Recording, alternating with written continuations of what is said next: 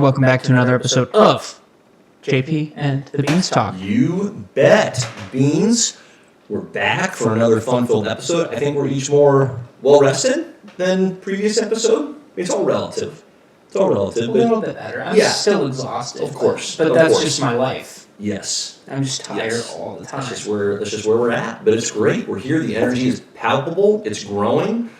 You know, you're growing into your new home. I'm probably just growing whiter. You know, cookies can't stay away from me. I can't stay away from them. I thought you said you were growing whiter. Oh. And I was like, well, how is that possible? Considering I keep saying Jamiee Garcia instead of Jaime Reyes, that is possible. And You're not wrong. The evidence is stacked against me. So I love baseball and apple pie. What can I say? I am as white as the rice, but it's all right. It's all right. We're just gonna lean into it. Absolutely. So there's no place for me in the Blue Beetle movie except as a villain, I would say.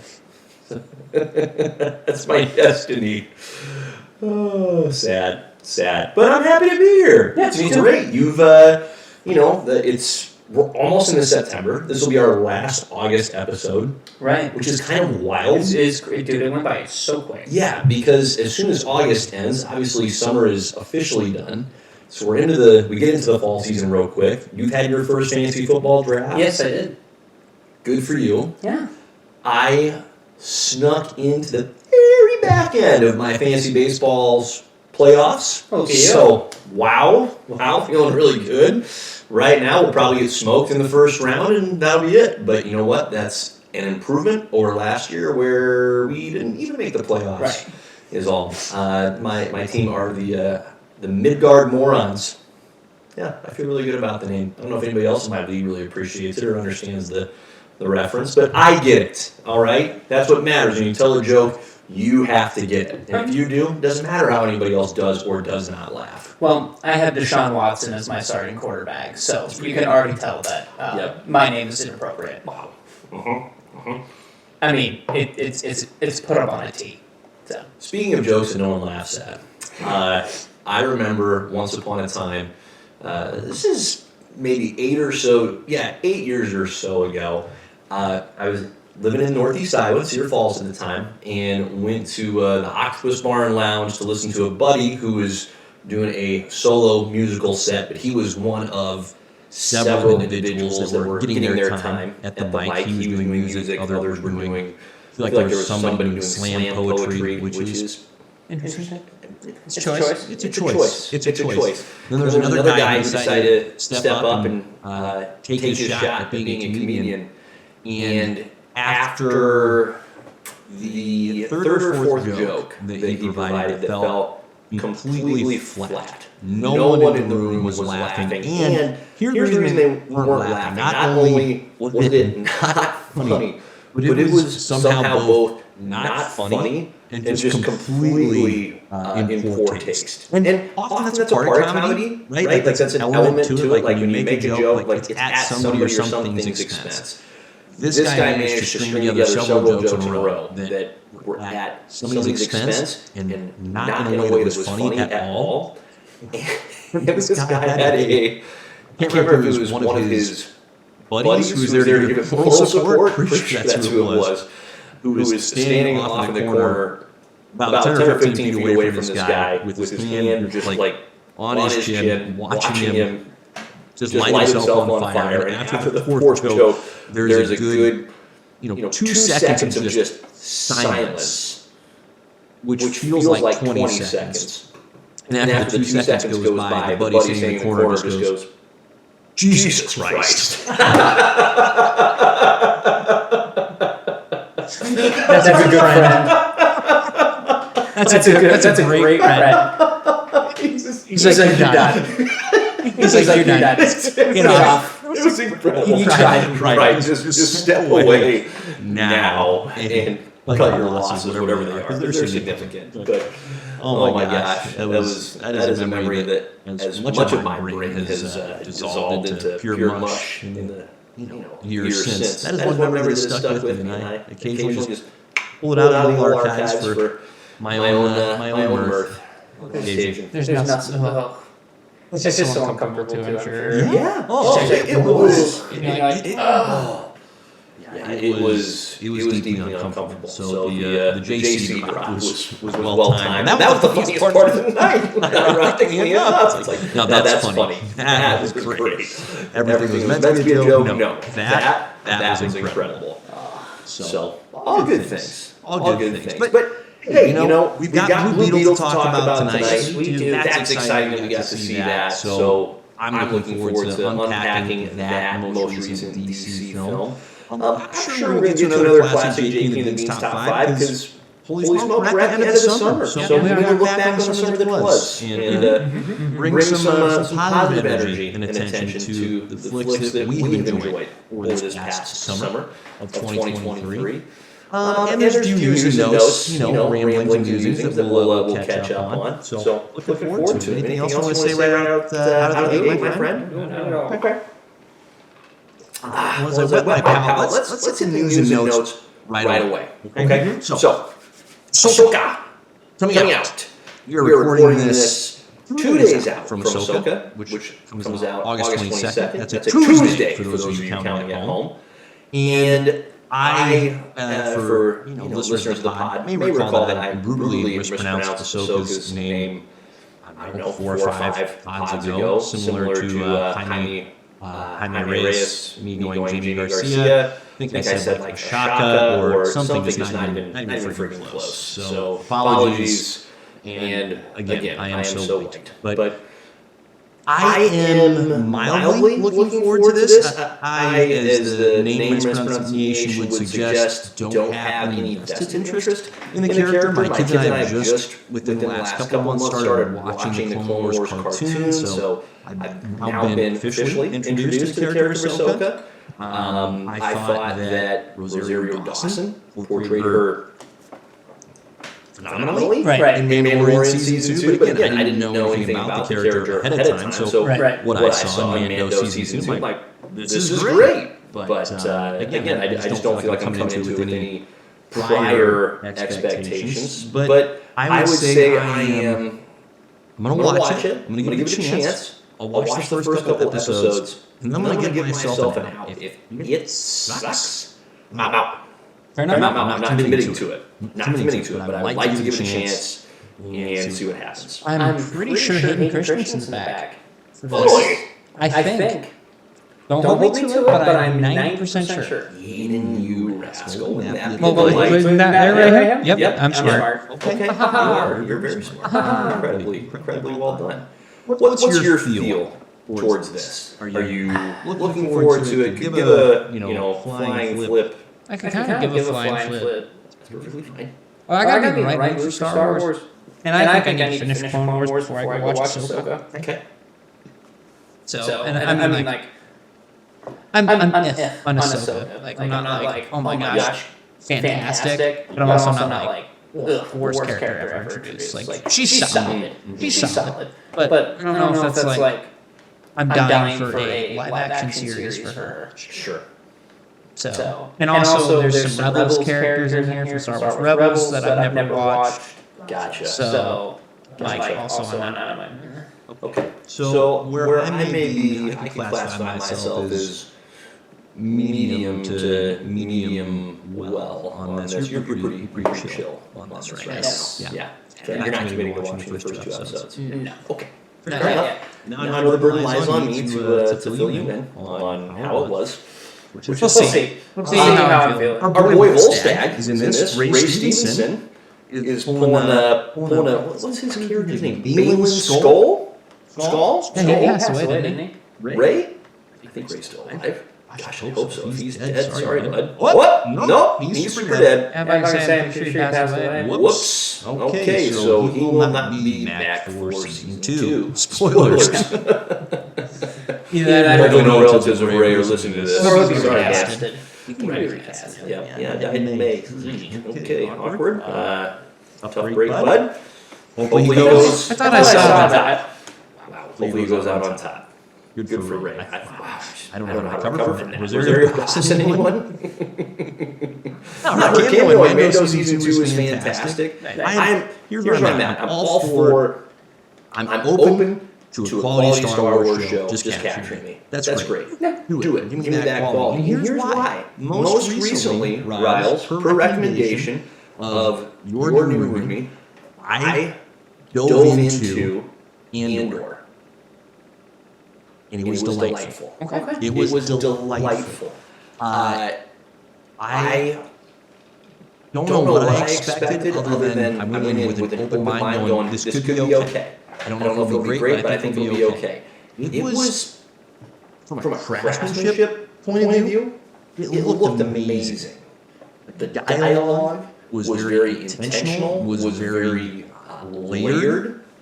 It was, I'm not sure if I heard a cliche throughout the entire show. And that's a compliment. That's good. That's really so good. And not the least of which for Star Wars, where cliches and just basic screenwriting can kind of carry the day. Right. So that was I took note of that. The episodes there were gosh, how many did we go? 10, 12? He got to the 12 range.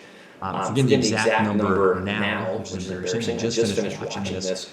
But it told a very long story that they could have cut it in half and ended at the halfway point, and you would have gone, all right, good show. But they kept going, and this is the first time that a show has continued after when I thought it felt like it was going to end, and it continued to improve. Like it got better. It wasn't oh man, they missed the natural end point. They should have concluded. It was really well crafted and really outstanding. So I was very pleasantly surprised. Real basically, right? So Cassian Andor, his character, the namesake of the show, we get introduced to him in Rogue One. Okay, it's been a few years since I've watched Rogue One, but I do remember his character from. He was solid. He also dies at the end, so you know that okay, we're doing a TV show. This is a prequel to the prequel. That was Rogue One, so that harbors great skepticism in my mind as far as how this is really going to be. And it takes a couple episodes to find its footing, to really unveil enough to engage you and get you interested. It starts out so small with just these teases towards the wider Star Wars world that I would say I would totally understand if someone watched 2 episodes and went, I don't know why I'm doing this right now. But for those willing to stick with it and stay invested, it's extremely worthwhile. The character of Andor, of Cassian Andor, not only is he outstanding and worth spending time with, but there are at least 8 other characters in that show that get their own sub-story that are very worthwhile.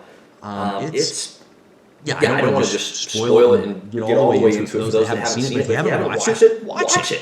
Totally worth it. The JP endorsement right here. So to bring it back to Ahsoka, that is now the standard in my mind of, okay, we got that. We got a show that was made with clear intentionality, thoughtfulness. They took their time. They made it not only look good, but it made sense. Can Ahsoka make sense? Because as we discussed to the point of belaborment on our previous pod, my gosh, there's some of the shows that we've seen lately. Some Star Wars, a lot of Marvel, just not made sense. Is that too high of a bar? Just please make sense? I don't think it is. No. The writing has struggled. Mm-hmm. Yep. It's been struggling. Real bad. Yeah, very much so. And so I don't know, like with Ahsoka, I don't know its production history, so I don't know how, if at all, it's been impacted by the recent strike, if that's a factor at all. It feels like that is getting thrown around as an excuse for shows or movies that suck. Like oh, the writer's strike. But then you have shows and movies that don't suck. Okay. Like this is before the writer's strike, so okay. Stop. Okay. Good. Good. Thank you. But you're like, some of them you're like, never mind. Right. Right. Let's be real. Not everybody that's a screenwriter is good at what they do. It's like anything in the world. Like, just because you have the occupation doesn't mean you're good at it. It just makes you wonder who didn't get the job. You know what I'm saying? You ever look at somebody doing a job and like, who didn't qualify for this? Phenomenal and worthwhile question. very worthwhile. Oh, for sure. Yeah. For sure. Yep. So anyway, Ahsoka comes out on the 22nd. Something to look forward to. The Star Wars folks out there. Maybe I'll go watch. Maybe you will. I'll let you know. I'll watch it for first. sure. I'll take the bullet for the pod and let you know. I can do it. I think you can do it. I can do it. Actually, you might have to since you're new to me as a hardcore Star Wars guy. That's true. Or you not necessarily have to. You But gotta you're get encouraged to. Yeah, That would help. Yeah. That would help. So Anyway, anyway, not a big news. not week, but last 2 weeks things have been relatively quiet. I did see that Marvel is going to increase their episode count. They're going to get away from 6 episodes per show. Oh, good. So they're going the opposite direction of what they should be, which is not making shows. That's what I've heard. Okay. So, All right. Once again, they're ignoring our notes. well, shame on them. Unfortunately, they don't. I don't think they watch it like we think they do. I still choose to believe. But But this is maybe we a could start. steady piece of evidence against that hope. Maybe we just start tagging James Gunn and Kevin Feige in our stuff, Okay. and just see if they eventually just check it. Mm-hmm. Just for kicks. Yeah. Word. I don't care what it is. Word. I mean, they probably get loaded with a lot of other crap. Why not our crap? You know? Yep. Hey, you've got crap that's just as good as anyone's. Love it. Let's talk some Blue Beetle. Speaking of... No, wait, not crap. Not crap. Blue Beetle. It was good. It was good. It was good. I'd like you to go first. Tell me your response to Blue Beetle. It was, well, there's 4 takeaways from it. Okay. Wow, this is Good, good. Several takeaways. good and bad takeaways. Okay. Number 1. War-vet grandma. How can you not love that? Right. Yeah. Number 2. Yep. Killer boner jokes. 2 for 2. These would have gotten laughs in the Octopus Bar and Lounge Right. circa 2015 Cedar Falls IA. What a pull. And then number 3. George Lopez. Phenomenal in this movie. And number 4. I would love to see more Jaime. I thought Jaime was great. Absolutely. Those are the 4 points. I love those takeaways. Real quick on those takeaways. Jaime, yes, going into this movie, I told you if this movie can give us a Jaime, good God, man. Oh, someday. I'm gonna go eat some chips and salsa and think about things. Jaime, Reyes, gosh, if this movie can give us Jaime Reyes, a character that coming out of that movie, I'm going, I would enjoy seeing more of that character. That's a win, regardless of what else happens in the movie. Whether the story makes sense or not, the other supporting characters, I want to see a Jaime Reyes that is worthwhile and worth seeing again. It did that.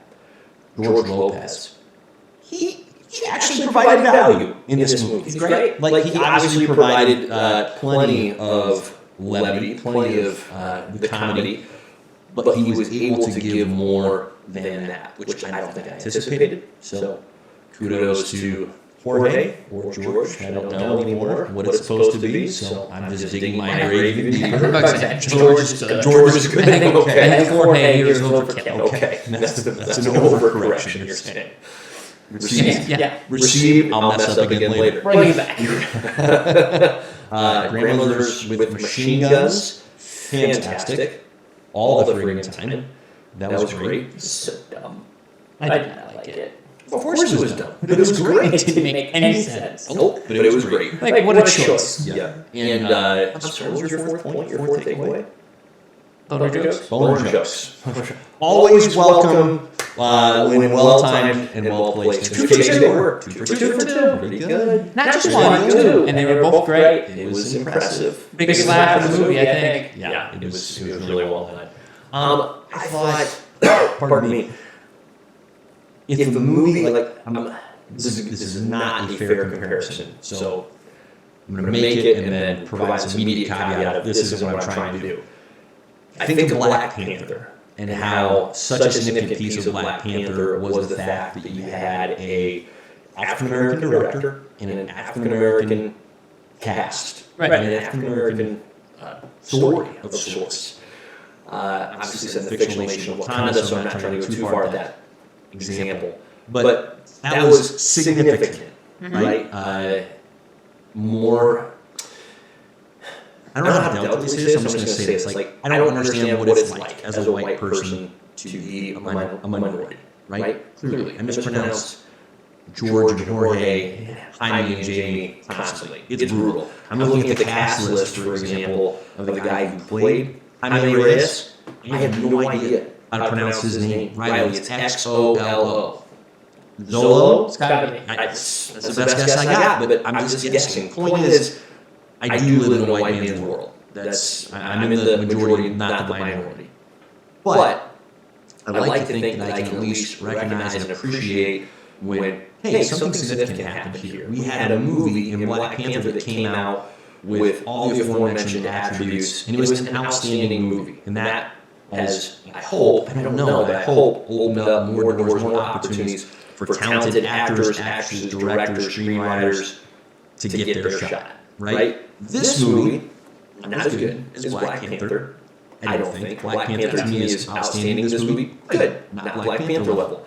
But, again, you have a Hispanic director, a Hispanic cast from almost top to bottom. I would like to think there's an opportunity for something of significance to have taken place here. Now, it has not been the same, box office hit that Black Panther was, so I don't know what that says about the overall cultural impact that it has. But I will say this, to me it matters that it was a good movie. Right. It didn't suck. Because, my gosh, we got plenty of white dudes making crappy movies, so why not, why is it so limited, right? Why are we doing movies that are supposed to be about minority characters and casting not a Hispanic person in that role? Did you ever see, here's an example, hopefully you never did, and neither did I, but I remember Ridley Scott several years ago came out with a movie that was supposed to be about Moses, and he cast Christian Bale as Moses. No. Christian Bale is not Moses. Christian Bale is not a Middle Eastern person. No. Moses is a Middle Eastern dude. People forget that about the Bible all the time. That most of Ramses. all the Bibles. You know who cast as Ramses? Joel Edgerton. Australian. Yeah. Thoroughly Caucasian. Yeah. You know who he cast as the Pharaoh before Ramses? You remember from The Batman? Carmine Falcone? Really? Yes. Yes, another thoroughly white actor. It's just brutal. And then they give him spray tans and wonder why it doesn't work. Well, that's one of the reasons. So, anyway, I've gone off on a tangent here. Point is, the casting was outstanding. There wasn't a single individual actor or actress on that screen that was miscast or out of place. Everybody filled their role really well, I thought. So to me, that was a highlight. For me, I think the key takeaway is this wasn't forced. This never felt There forced. you go. Thank you. You said in like 3 words what I took a long time to barely say. Like, if I got there. We're so used to getting characters that are race swapped or gender swapped, and then there's just this or even sexuality swapped, and it's just this force.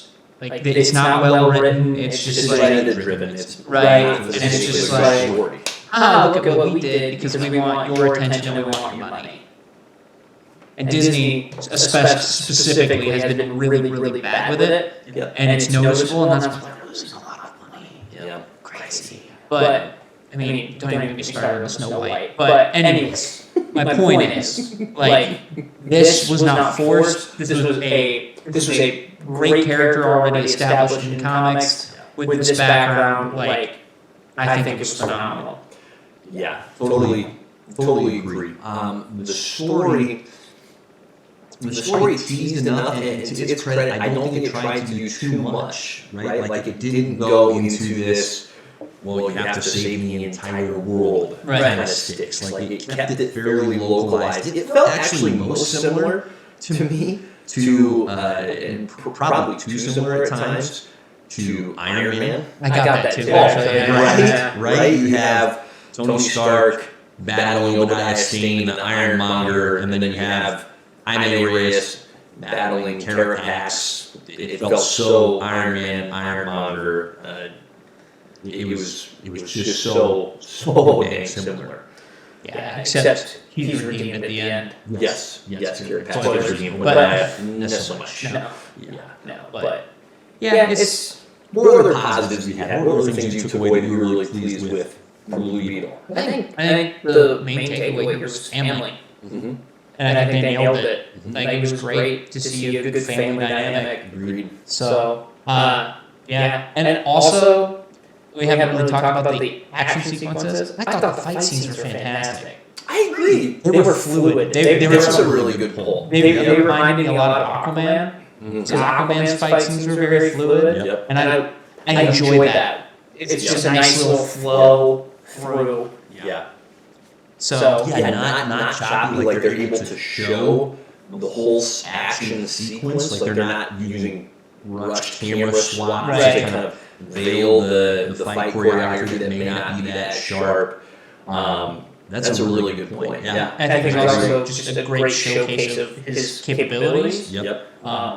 So I was all for it. It was great. Yeah. Well, and that's something that I shouldn't take for granted because I have ranted before about you're an action movie. You have to at least have action that's good, and it did. It had multiple action sequences. None of them felt out of place or forced or just like, okay, we've seen all this before. And to your point, getting to see the Blue Beetle Scarab and Jaime Reyes trying to coalesce and something they could and could not do together. Like there were some limitations there, right? There were times where it felt like, okay, this guy's just Jesus in a blue suit, but you realized, fortunately, I think the movie did a good job of showing, no, it's not you're invincible and almighty and all-powerful. Like, you can be beaten, you've got weaknesses, there are vulnerabilities there, and that's really critical, right? Because we don't need hey, you're automatically the biggest, best, strongest, all this stuff. That was very worthwhile.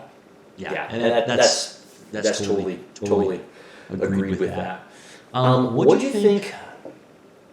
What do you think about, again, come back to the sticks? Like, were you happy with how it stayed relatively localized, like kind of around the Cord family legacy? You mentioned family, which I think is on point. The movie was really centered around the Cord family and then the Reyes family, and it was more about conflict, I thought, within those two families than it was about, hey, the world or the city is really at stake. I know that. What do you think of that? No, that was good with me. Pretty much was just a family that was really good together, and then a family that's not so good together.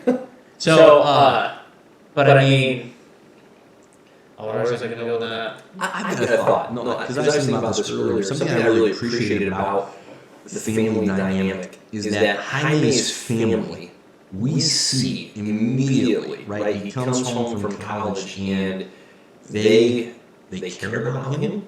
They absolutely love him, but they are supporting him regardless of what the result is, right? They're not going, hey, like for example, he doesn't come home and his dad says, all right, well, you spent all this money in this college degree, you better go and get a phenomenal job, otherwise don't show your face in the house again. Right. Like his parents have his back, right? They're supporting him. They are his biggest cheerleaders throughout his effort, which isn't going well, to get a job of any kind of influence or importance.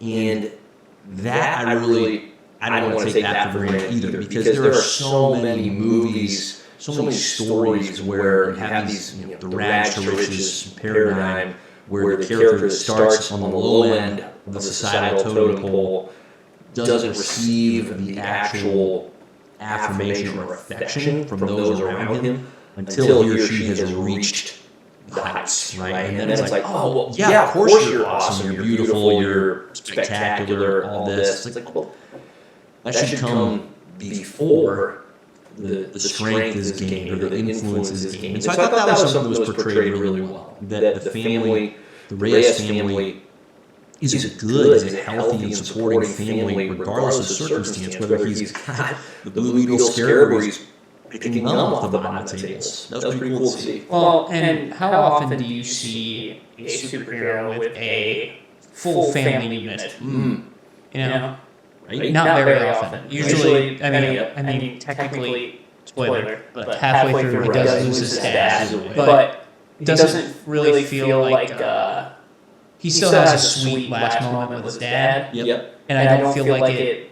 I don't feel like it was a catalyst for anything. I think well, it was in the sense of not the full merge, but it was never like it wasn't like an influence for him to. He wasn't out for revenge. Right. It wasn't. Yeah, I wasn't right. It wasn't an Uncle Ben moment. Exactly. It was just. It was more of a hey, I get to say my goodbyes to my dad, and he pretty much was like, I know what my purpose is. Right. And then merges fully with the Blue Beetle. And that's a good point because they set it up very well from a storytelling perspective. By very early in the movie, I mean, it was within the first 10 minutes, I think, where Jaime's parents tell Jaime, hey, your dad had a heart attack. Right? So it establishes that Jaime's dad has a bad ticker, right? And so when he has the heart attack later in the movie and ultimately passes away, it wasn't because like he got tased by one of the core industry's goons. It just happened, right? And so that was crafty. That was well done. That wasn't forced. That wasn't okay. We're sitting in this same old paradigm, same old model. Because, like you said, a whole family unit. We're so used to seeing heroes, heroines coming from these broken families, and there's merit to that. But it was refreshing to see a whole healthy family unit. Well, yeah, and his death was just to bring the rest of the family together. It wasn't really for Jaime to get because Jaime only got like super aggressive when he thought his uncle also died. There you go. So he's like, I've lost two people. I'm not about to lose anybody else. And it was like that was yeah. So it was nice. It's a nice change of pace. Right. For sure. Yeah. No, totally agree. Something that I'm going to pull back a little bit here. Something that I, on reflection, came to realize. So I told you that I thought, man, I feel like I've read Jaime Reyes' origin in DC Comics. Mm-hmm. Well, I just didn't remember the details very well. So here's where I'm going with this. I'm going to bury the lead here. The introduction of Jaime Reyes' character at this point in time in DC movies is remarkably similar to the introduction of Jaime Reyes' character in DC Comics almost 20 years ago. All right, so in the 2005-2006 comic event Infinite Crisis, Jaime Reyes gets introduced in that storyline. That crisis, that story comes about. Jeff Johns is the author. This is really the start of Jeff Johns' run of significance and influence in DC Comics. But the premise is that DC Comics have gotten really freaking dark. Okay? So there's a identity... Is it called Identity Crisis? Oh, man, I'm blanking on the name of the comic. But there was a comic prior to Infinite Crisis that dealt with sexual assault and memory wiping, and it was just I know what you're talking about. Yeah, it was received with some pretty raised eyebrows at best. Like a bunch of people were murdered. And they wiped Batman's brain, and Batman was pissed. Yeah, it's like mine got wiped. This is what we're doing. Like this is. It's not even a very rewarding story. It's all depressing. It's just depressing. It's just darkness for darkness' sake. Superman had died and come back from the dead, but Wonder Woman, right before the start of Infinite Crisis, okay, here's where it ties into Blue Beetle. Ted Kord gets murdered as a result of the machinations of Maxwell Lord, and Wonder Woman kills Maxwell Lord. Like, just snaps the dude's neck. Like, just murders the guy. And so Infinite Crisis begins with Wonder Woman, Superman, and Batman having a face-off of sorts, not fisticuffs, but just jawing at each other back and forth about how each one has failed the Justice League, has failed humanity. And so it's a very dark period in DC Comics. And what Jeff Johns, through the course of Infinite Crisis, tried to do was inject some light, right? Where it's been so dark, it's like we've got to recover from this and get back to the healthy roots of comics where absolutely you can deal with dark themes, but it can't just be darkness for darkness' sake. It can't just be depressing. It's like, let's find the light here. And Jaime Reyes and his character, or his character's introduction as the new Blue Beetle, had a big part of that in the Infinite Crisis storyline. He helps, for example, Batman. We heard about OMAC being invented in the Blue Beetle movie. Batman in the comics is actually the creator of OMAC. It's an artificial intelligence. Think of it as like DC's Ultron, okay? It goes awry, and Blue Beetle, Jaime Reyes, is the only individual that can actually, because of the scarab, see the cloaked OMAC satellite and help Batman destroy it. So he plays a not insignificant part in the story, right? Well, let's take a look at DC movies. What has the biggest criticism of DC movies been for the last decade? They're dark. They're depressing, right? Man of Steel comes out. Again, I enjoyed it, but a lot of people thought it's kind of a downer of a Superman portrayal. Batman v Superman comes out. Great. So we have two beloved superheroes kicking the crap out of each other. That's not what we want. Right. And so it's fascinating to me the parallel of comics almost 20 years ago and now, DC Comics 20 years ago, and now DC movies, where you have the same character of Jaime Reyes being introduced and playing, we'll see with movies, but playing a role of some sort and bringing some levity and some light. I mean, I can certainly see this Jaime Reyes in James Gunn's DC universe, can't you? Yeah, absolutely. I mean, absolutely he fits. I love him with Batman. I think it'd be great. Right? Because they're like complete opposites. Oh my goodness. And I think it'd work well. Mm-hmm. But also, I'm super excited about Ted Kord. I really want Ted Kord. Yes, Ted Kord is such a worthwhile character, and that is something that we have lacked, and I don't think I really reflected on it or realized it until now, but we have lacked in DC Comics. There has not been that balance of, I love Batman, I enjoy Superman, I enjoy Wonder Woman. We haven't had that levity, that balance brought to the universe. The Flash movie tried. That's all I'm going to say. It tried. We're not chomping at the bit for that version of Barry Allen to come into Never again. the James Gunn No DC universe. bury him. But this Jaime Reyes, by all means, fold him in for sure. to the James Gunn DC universe, and let's roll with it. I'm curious to see where he'll show up next. Yep. I'm hoping Booster Gold. Mm-hmm. That makes the most logical sense if he's going to show up anytime soon. But the way James Gunn is just throwing out players, I don't think it'll be very long. I think we'll see him come back pretty quick. Yeah. And I'm pumped. Yeah. For sure. I would certainly hope so. Anything else you want to say on the Blue Beetle topic? No, I'm Rouse? good. Okay. Blue Beetle is covered. It was good. Yeah. Really solid. Okay, well, in light of the summer coming to a swift, yet again, conclusion, it's time for us to look back on the summer that has been, Riles, and do, by means of a classic JP and the Beans Top 5, recap of our top 5 favorite summer flicks of 2023. And just to be clear, this would stretch from May, which traditionally is part of the movie summertime movie calendar, all the way through August. So April and September attendees need not even try to qualify. No oot. You're oot. So Riley, you go first. What's your number 5? All right, at number 5, I have Blue Beetle. Really? I have Blue Beetle at 5. We just discussed that. Yeah, it's great. Fantastic. For all the reasons that we already discussed.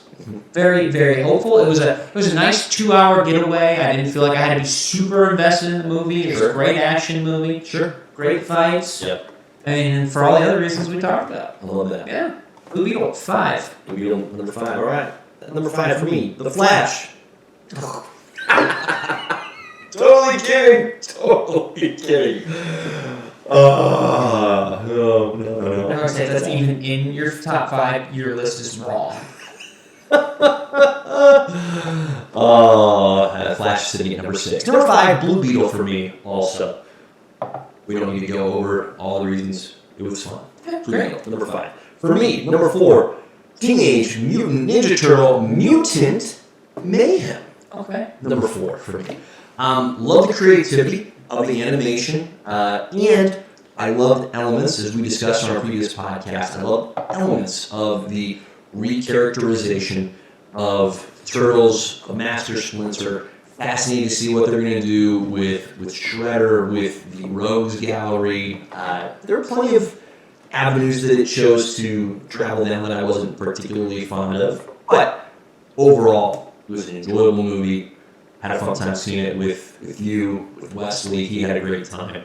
So that's a win for me. Anytime I can go to a movie with one of my kids and come out going, yeah, that was worth it. So, Mutant Mayhem. Number 4 for this guy. What's your number 4 spot? All right, my number 4 is probably a lot to do with nostalgia, but Indiana Jones 5. Love that. Battle of Destiny. Love It was that. great to see Harrison Ford one more time in the role. I thought for the story, it felt like a really good Indiana Jones movie. Yes. Was it a little out there? Yep. But that's what they're supposed to do. It's supposed to be. So, Love that. yeah. Indiana Jones, number 4. That's great. Good for Indy. Number 3, I have TMNT. There you go. Mayhem. There you I go. have them at 3 because I also like the story. The art was phenomenal. I think for me, why it sits at 3, I think I need more time with them. I think they need to be fleshed out more. And I didn't like the direction necessarily, but they're doing a TV show with them, and then they're doing another movie with them. Okay. So you know what? I might tune into that TV show and just see where it's going, Yep. because that's kind of where I'm at right now. Yep, kind of keep tabs. I want to see them progress more, Yep. and maybe they'll grow into their roles as who they are. Right. So, do I really want to see them in high school? No, but it's fine. It'll all work out. So, number 3, Ninja Turtles. That's where I'm at.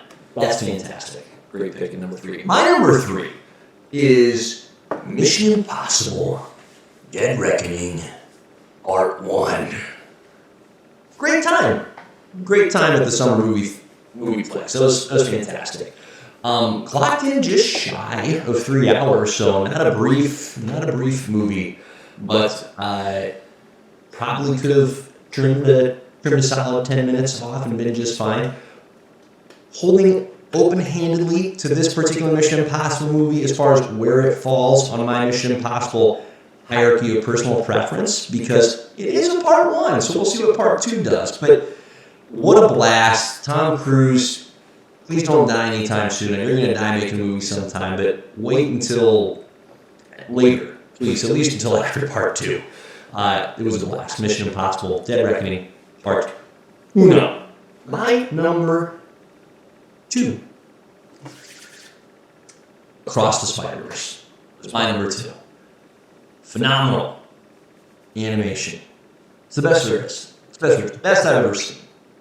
It's incredible. The storytelling, phenomenal. They're playing the long game, which frustrating when you're wanting to see the rest of the story right now. But that's the only reason it's frustrating, because it's good. It's really stinking good. So very excited to see the sequel next summer. Can't wait for a year from now to be discussing the follow-up to Across the Spider-Verse. So that's my number 2. You, sir. Well, my number 2 is the same as your number 2. What a great number 2. Yes. What a great list you have, Yes. sir. What a great First list. of all, you talk about storytelling, phenomenal. The writing, fantastic. Mm-hmm. I kind of want to go back and watch the first one just to see how well connected it is. Yeah. I'm super excited for the third one. Like you said, animation is great. I think it's really set the tone for other animated movies, because I think that's the only reason we got Yep. Rise of the Mutants to be the way that it was. Yep. Did I say that right? Mutant Mayhem? It's You Mutant blended Mayhem. the little Transformers and Ninja Yes, Turtles, I which did. is a very summer movie of you. That's funny. okay. Yeah. Mutant Mayhem. I was like, that didn't sound right after it came out of my mouth. But You caught yourself. I love Miles. Jamiee Garcia. You got it. Miles is really coming into his own. Yes. So, Yeah. I I can't that wait. his character very well. So, that also means that our number 1 is the same. There is no doubt. It's Guardians 3. It's Right? Guardians 3. Yeah. Yeah. And I think a pretty clear number 1 as well. And part of it is where it falls in its sequencing of the story, right? It's the conclusion of the Guardians story, really, for all intents and purposes. I guess we'll see what happens next, but I'm treating it as if Right. that's it. Whereas Mission Impossible and more close in rankings, Across the Spider-Verse is in the middle of telling a story, not at the end. So it's certainly hurt, so to speak, on our rankings by its placement.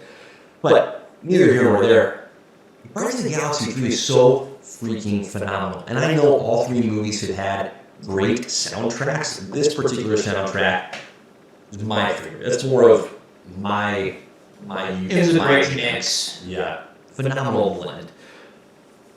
I love reflecting on those movies and how certain actors like Dave Bautista. You know who Dave Bautista was when the first Guardians movie came out. Unless you're a WWE fan. I'm still holding on to my Hulk Hogan and Andre the Giant days. And you were watching the Batista bomb. But incredible how that guy has just carved out a career that started with him getting a shot in the Guardians movie. The first.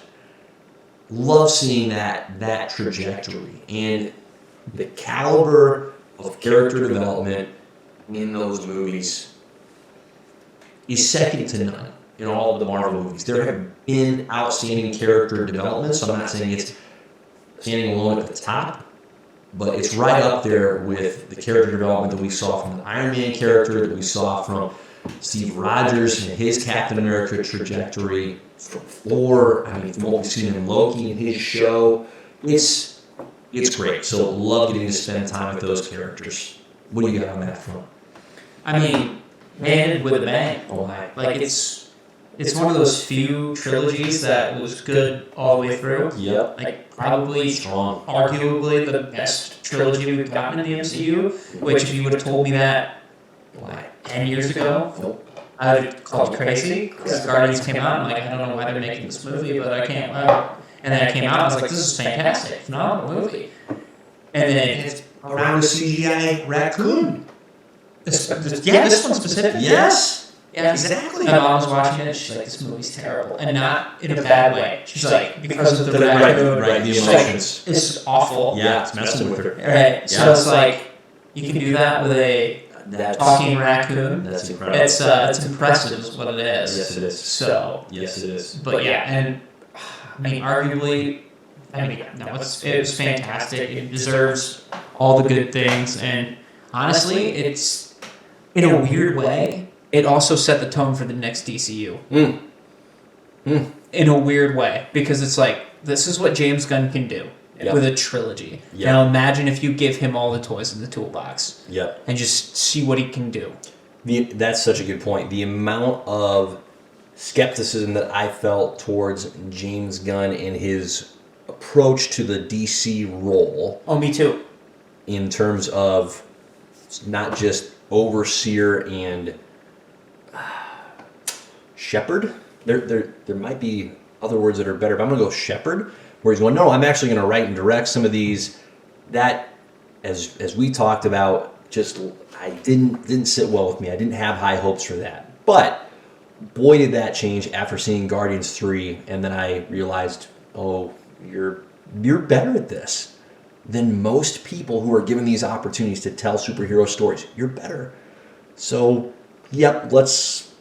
What do you want, man? Do you want to write the Superman movie? Okay, go for it. And he's a true fan. Yeah. And he's what the best part is, and this is what critical. And this is what DC sucks at, is they have so many fantastic characters, but if they aren't attached to Batman, they don't do great.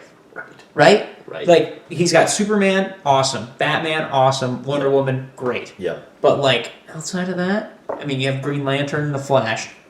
But nobody really does anything well unless they're connected to Batman. Yeah. So to see him have these Metamorpho. Right. We got him. Hot girl. She's coming. And you're like, oh, these are like... Mr. Terrific. These are B-list characters that, if given the correct love, could very well be A-listers. Yeah.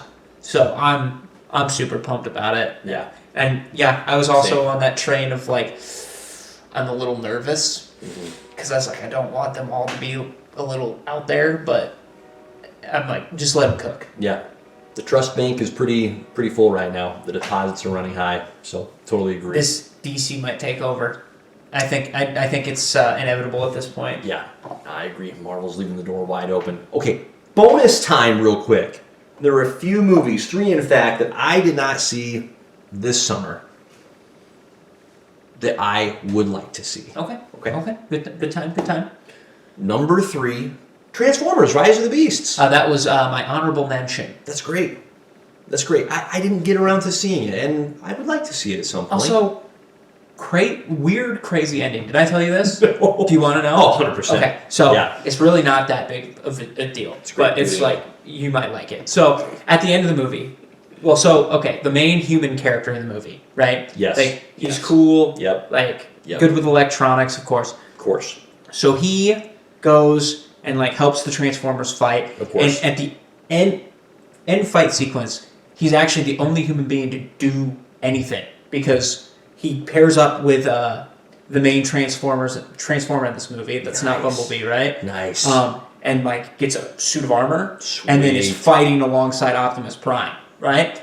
Not a lot of people can say that. Also, alongside Optimus Prime. Also, they kind of sideline Bumblebee in this, but he has one of the most epic entrances in a Transformers fight. Mm-hmm. It was beautiful. Mm-hmm. But towards the end, Good for me. the U.S. government comes in, of course, like they always do, Yeah. and they're like, "We know what you do." And he's like, "And we'll take care," because his brother's like has like a medical condition, and they're very poor, so he's just sick. And they're like, "We will finance all of that." And they're like, "What?" He's like, "Why?" He's like, "Who are you guys?" And they open up to this like huge military bunker, and it's G.I. Joe. What? What? And he's like, "Welcome to the Joes," and that's the end of the movie. I mean, I believe you and I don't believe you. It's like, you're kidding me. It's like the weirdest cross. Like, it makes sense because I'm pretty sure Hasbro owns both companies. Of course they do. But it's like, oh my gosh. That's not what I expected at all. Gosh. And I'm like, let's do it. I don't care. Gosh. It was crazy. Oh. We're gonna get The Rock in a Transformers movie. Isn't that funny though? Which, how's that not happening? That's amazing. What an incredible, wow, good pull by you. That's really good. Oh, all right, I'm gonna have to marinate on that for some time. That's wild. I remember just sitting there. I'm like, that just happened. What? It's like, because I don't have a horse in the race when it comes to G.I. Joe, but I'm like, Snake Eyes forever. But I'm like, this is one of the most random. Like, it's not random in the sense of their connection, but it's like random in the sense of this is not what I expected at all. Like, I would have guessed the Ninja Turtles crossing over with the Transformers before the Joes. See, now I'm looking back because I remember when a G.I. Joe movie came out, like when I would have been interested and went to see it. I saw the first one. 2009. Yeah. I saw the first one, and Snake Eyes was dope, and I was like, oh, I love Snake Eyes. Yeah. And then I know there's a second one, and like, don't they kill Channing Tatum off like right away? Like, he was the main focus of the first one, and they just kill him off in the second one. It's like, he's why? Like immediately dead. Which is just weird. Yeah. But like, I don't know. I don't know what their plan is. I don't know if they're just gonna reboot G.I. Joe entirely. Dennis Quaid was in this. Good lord. He was? Oh my gosh. I mean, Marlon Wayans was in it. Oh, brother. Okay. Well, anyway. Wow. What a crossover. This is taking me way back, and not necessarily in a good way. It wasn't very good. I wonder if they'll bring Channing back. God bless him. Okay, continuing with bonus time. My second movie that I really wish I would have seen, Indiana Jones, Battle of Destiny. Disappointed I didn't get around to seeing that, so I'm going to have to see it sometime after it comes out. And then number 1, Oppenheimer. I still haven't seen the freaking movie. And I know it's not your ilk, but I'm a history guy. I enjoy that. I enjoy those topics. And of course, Christopher Nolan, Sorcerer. So I don't know what I'm doing with my life. I'm actually a little upset at myself. For me, it's like I already know the ending. Well, that's true. That's true. USA number 1. I know we dropped 2 bombs and we end a war. It worked. Yeah. So. And we're done. Yeah. Like, that's the important parts, right? I know. Dude builds bomb, we drop bomb go boom. It's so sad. I've all summer been like, I'm going to get to it. And I'm not sure when I'm actually going to get to it. But I've had a great summer at the same time. So I really don't, this regret is all relative, and it's modest. We're fine. Yeah, We're fine. I'm just trying to think if there's any movies that I missed, and I think I'm good. I don't think there's any movie I'm like, oh man, good for you. How have I not gotten to that movie? Good for you. So keep living in that. I know, I'm great. Realm of I'm happiness. doing great. That's fantastic. Absolutely love that. All right, my friend. I think that does it, don't you? Yeah. Love it. Well done. Yeah. Thank you guys for tuning in. Sorry, I apologize in advance. This is late. I still don't have internet at my place, so my bad. It's okay. But yeah, if you like this content, go subscribe on YouTube. Go follow us on Instagram at JP and the Beanstalk, and on TikTok, Magic Beans Productions. I have not been posting anything. It's like you've been busy or something. Yes, I've been pretty much just dead, in a sense. Glad you're not actually dead. Right. So, the other podcast will be coming back soon. Magic Beans, not Magic Beans, but Spill the Beans. Magic Beans Productions on YouTube. Magic Beans Productions on Instagram. We're getting there. I'm figuring it out in my head. So, all the beans. But on that note, Godspeed. Peace.